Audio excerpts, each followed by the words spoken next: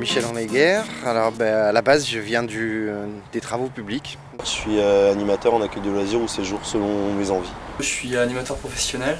J'étais adjointe de direction d'un centre d'altitude des PEP, pupilles de l'enseignement public. L'occasion s'est présentée en rencontrant des personnes. On m'a proposé un jour de partir en vacances avec des adultes handicapés.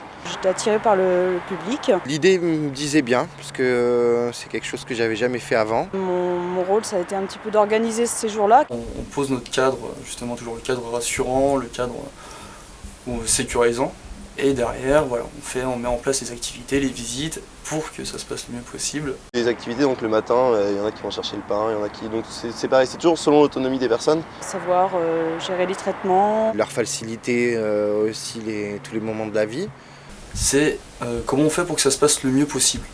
C'est des personnes qui recherchent des vacances. Donc on est là pour leur proposer des vacances et pour assurer derrière leur rythme de vie, leur hygiène, leur sécurité morale et physique et voilà. Et comment on les rend heureux, tout simplement.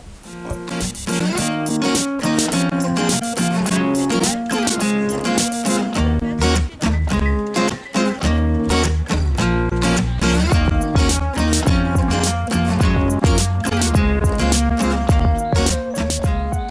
Quand tu as 18 ans, que tu sais à peine gérer ta propre vie et qu'il faut que tu gères la sécurité d'un groupe de personnes, ouais, tu as forcément des craintes. La crainte de pas assurer pour moi, de pas assurer dans la relation humaine, dans la relation à l'autre, de se dire avec la différence que la personne elle a en face de moi, est-ce que je vais savoir m'adapter en fait à ses besoins et à ce qui va vraiment lui faire plaisir. Les craintes de ne pas savoir faire, d'être pris à court parce qu'on n'est pas de ce milieu-là, on n'est pas un professionnel. Au début, on a un peu peur de ne pas savoir gérer une crise. Tant que tu n'as pas vu en fait comment ça se passait, tu appréhendes toujours.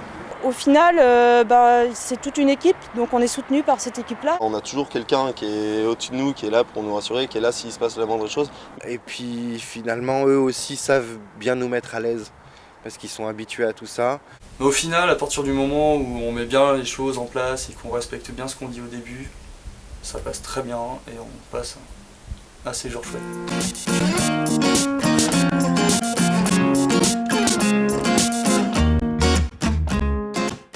La démarche est assez simple parce qu'il n'y a pas de diplôme demandé. Il y a possibilité de faire ces séjours-là voilà, seulement avec l'envie. Il faut prendre contact avec une association qui te fera passer un entretien. Il y a une petite formation à suivre, une ou deux formations. Il y a une formation de 2 jours. Ce qu'il faut, je pense, c'est au-delà du savoir-faire en tant qu'animateur, c'est beaucoup de bon sens en fait. Tu peux envoyer ta candidature.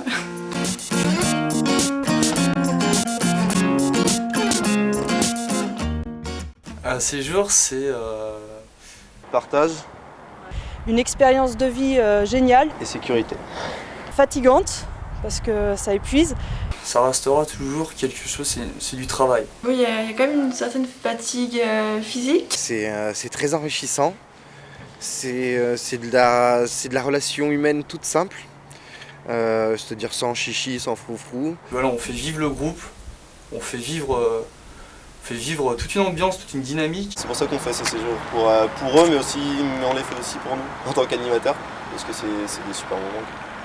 À la fin d'un séjour, qu'on reçoit un merci de la part des gens, un merci qui vient de gens sincères, bah voilà, c'est cadeau.